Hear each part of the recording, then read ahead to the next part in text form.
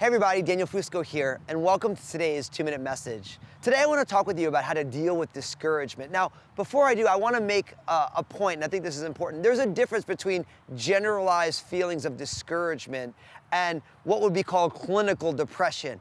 And if you're one of those people who are you're not just discouraged, you're trying to think of ways to harm yourself, or you're like, maybe I shouldn't be here, you need to reach out to people. And specifically a healthcare professional, because I don't want us to be talking about generalized feelings of discouragement that are normal to all of us, and I don't want us to put that together with situations of clinical depression or suicidal thoughts, because that is a medical thing that is different than what I want to talk about today. But all of us have these feelings of discouragement. Things don't always go right. Sometimes you wake up and you just feel like you woke up on the wrong side of the bed, or although maybe you have a victory, you still feel like, man, I could have done that thing better, or I could have done a better job there, or you just feel in a general way discouraged. Now here's the thing I want to tell you is that I think Satan peddles in discouragement. It's one of the best ways that Satan can rip off the follower of Jesus, is to just make us feel discouraged. I don't know how many times I come after an amazing thing that God does and I just kind of feel generalized discouragement. So the first thing with discouragement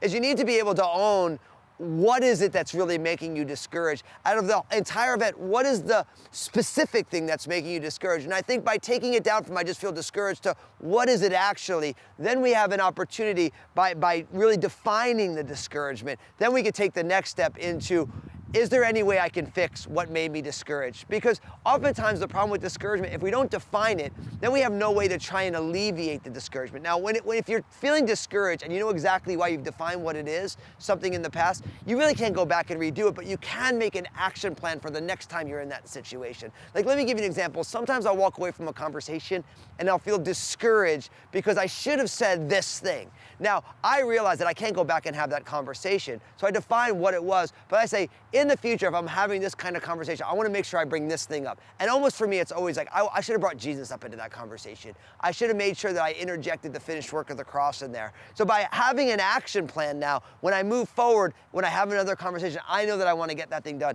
And then third and finally, in the midst of discouragement, God also probably did amazing things. So take a moment to thank God for that interaction and all the good things that really did go on, even though you walked away with discouragement. It's an opportunity to praise the Lord. And we don't want to miss that in our own feelings of discouragement. That's what I want you to do. First, I want you to share this message, because we all have feelings of generalized discouragement. And in the comment section, I want you to talk about how you deal with discouragement. What are the things that you do to help you move your way from discouragement back to a place of contentedness? And God bless you today.